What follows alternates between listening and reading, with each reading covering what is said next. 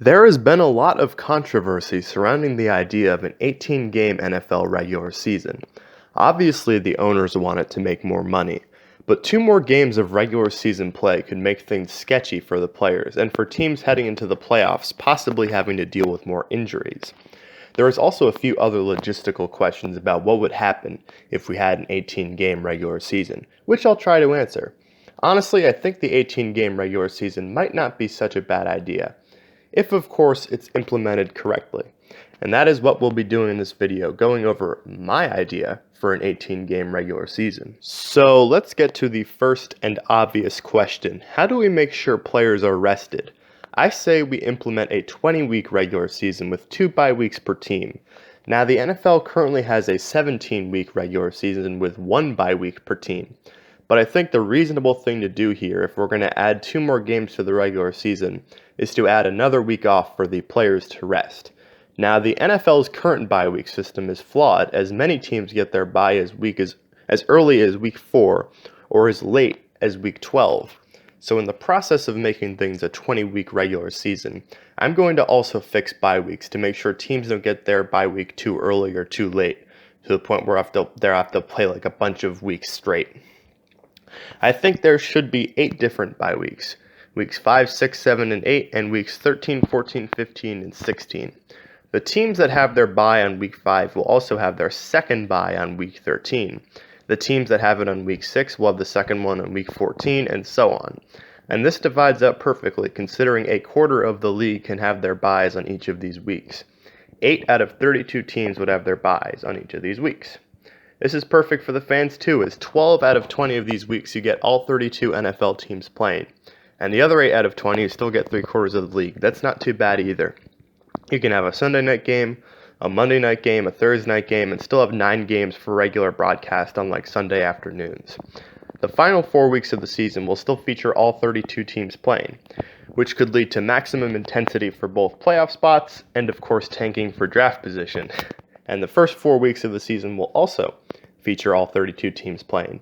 So I think this double bye week solution is perfect.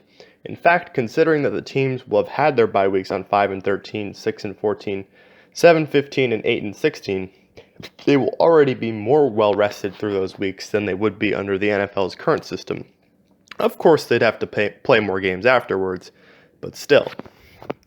Okay, so now another question. How do we make sure the Super Bowl stays on the first Sunday in February? Every Super Bowl up to the one in 2024 has already been scheduled for the first Sunday in February, and I think the NFL will probably want to keep it that way. So when we're adding 3 weeks to the regular season by adding an extra bye week and 2 extra games for each team, how do we keep the Super Bowl on the first Sunday in February? Well, it's simple. The first step is to eliminate the last 2 weeks of the preseason. Coaches have said on multiple occasions that the preseason is too long, and the Ginger Hammer Roger Goodell has even said that it doesn't give fans, quote, the best experience. I mean, no crap, the games don't matter. Obviously, they still do matter to guys trying to make the roster, so I don't suggest eliminate the preseason altogether. I think it should be shortened from 4 to 2 games under my plan. That way, each team still gets 1 home and 1 road game, if that even matters, really. I should also mention that preseason injuries are the absolute worst. No one wants to see headlines like this. And yes, because we're shortening the preseason, that means the regular season starts in August under my plan. Yay for earlier football. Now, shortening the preseason by 2 weeks still leaves 1 week left to make sure that the Super Bowl is on the first Sunday of February. So there's still 1 week left. So here's my solution to that. Push the Pro Bowl back to the week after the Super Bowl. So that means fans will only have to wait a week after the conference championship game for the Super Bowl, not 2 weeks. There you go, less stupid media hype. Yes, coaches in the Super Bowl will only have a week to game plan as opposed to 2 weeks. But you get 1 week for just about any other game in the playoffs, so I don't see a major problem here. Then the Pro Bowl can be played after, because no one really cares about the Pro Bowl anyway. The ratings for the Pro Bowl aren't going to be great for that game, whether it's before or after the Super Bowl. I think the NFL's got to realize that. So the third question we got to ask is, how do we readjust the schedule making process? I've heard people argue that an 18-week regular season is terrible because the current schedule-making process is perfect. Now, I think we can have an 18-week schedule with a schedule-making process that's still almost as perfect. Allow me to explain. The current process is like this, in case you're unfamiliar. Every team plays their division rivals twice a year, once at home and once on the road. That's 6 games. Then they play a division from the other conference once every 4 years, and it rotates.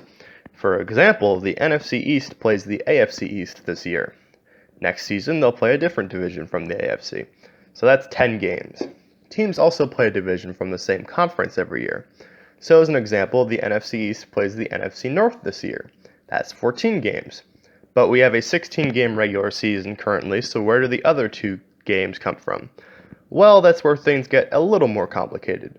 Let's say we're the Giants, my favorite team. We finished in 4th last year because we sucked. But you know what happens then? We get to play 4th place teams from the other 2 divisions in the NFC, which would be the Cardinals and Buccaneers. The 3rd place team plays the other 3rd place teams from the other 2 divisions. The 2nd place team plays the other 2nd place teams, and you get the idea. Now here's what happens under my solution for an 18-game regular season. 4th place teams would play the 3rd and 4th place teams from the other division, and 3rd place teams would do the same thing. So now we get to add the 3rd place teams from the other divisions to the Giants' schedule under this hypothetical scenario. So for the Giants, we'd be adding the 49ers and Panthers since they finished 3rd in their divisions the year before. Now 2nd place and 1st place teams will play other 2nd place and 1st half teams. Basically, if you're in the lower half the year before, you play lower half teams from the year before. If you're in the upper half from the year before, you play upper half teams from the year before. I think this could actually be a great thing for parity in the NFL. Fans often complain that the Patriots have a soft schedule because of the weak division they play in. Well, we can argue about that all we want, or whether it's true. But under this system, their schedule would be tougher. So they do get to face 1st place teams from the other divisions this year, the Chiefs and Texans, but now they'd also be facing the Chargers and Colts under this scenario, 2nd place teams from those divisions. I'd argue that those teams are just as formidable as the Chiefs and Texans, if not more formidable. Now, there have been a few ideas I've heard when it comes to expanding the season that I also don't quite like, so let's talk about a few of those. Now, I think we can all agree as football fans that Pat McAfee is awesome, but I don't necessarily agree with his idea of expanding the regular season. He suggested that the regular season should expand to 17 games, but here's the problem with that. Some teams would get 9 home games and 8 road games, while others would only get 8 home games and 9 road games. Also, schedule-making wise, I don't know where you'd pick that one extra game from. So the way I would be somewhat okay with seeing a 17-game season, and I think Pat McAfee kind of touched on this idea, is if each team gets 8 home games, 8 road games, and one sort of neutral site for each team. Like I suppose we send all 32 teams off to London for a game or something like that. Packers president Mark Murphy actually suggested an idea like this. But honestly, 9 home and 9 road games just makes a little bit more sense. So maybe 17-game seasons?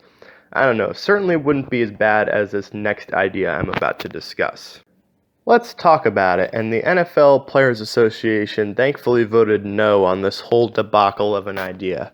Basically, we get an 18-game regular season, but players are only allowed to play a maximum of 16 games. This is basically the owners saying, okay, we get it, players need to rest, so we'll let them max out at 16 games. But this is a total ripoff for the fans.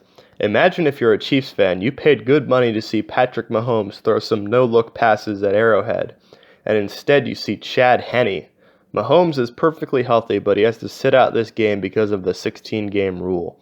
This would be a PR nightmare for the NFL, especially if teams that are in the thick of a playoff race are forced to sit some of their best players. Maybe teams could be a bit more strategic about who they start and who they sit, but it seems like it could really screw teams over. That's why I think adding an extra bye week is the true solution here. If you want players to get extra rest, that's what you do. Now, speaking of the players, I still think they should bargain for a lot more than just an extra bye week if this 18-week regular season were to come into fruition. They should negotiate for more health and retirement benefits from the NFL, and yes, they should negotiate for players not having to be suspended an entire year for smoking weed. Sorry, Josh Gordon. I think players could also negotiate for higher pay considering there will indeed be more games. The minimum annual salary for an active roster rookie is $480,000, which, yes, that's a lot of money for being the minimum, but perhaps that number can be increased with the next collective bargaining agreement. After all, these players are playing for 2 more games if in this scenario, and they're putting their bodies on the line. It only seems fair. Oh, and expanding the 53-man roster would definitely have to happen as well. So what do you think of 18-game regular seasons? Would you be in favor or opposed to them? What kind of things would you want to see happen if the NFL were to expand its schedule? Let me know in the comments, and bye-bye.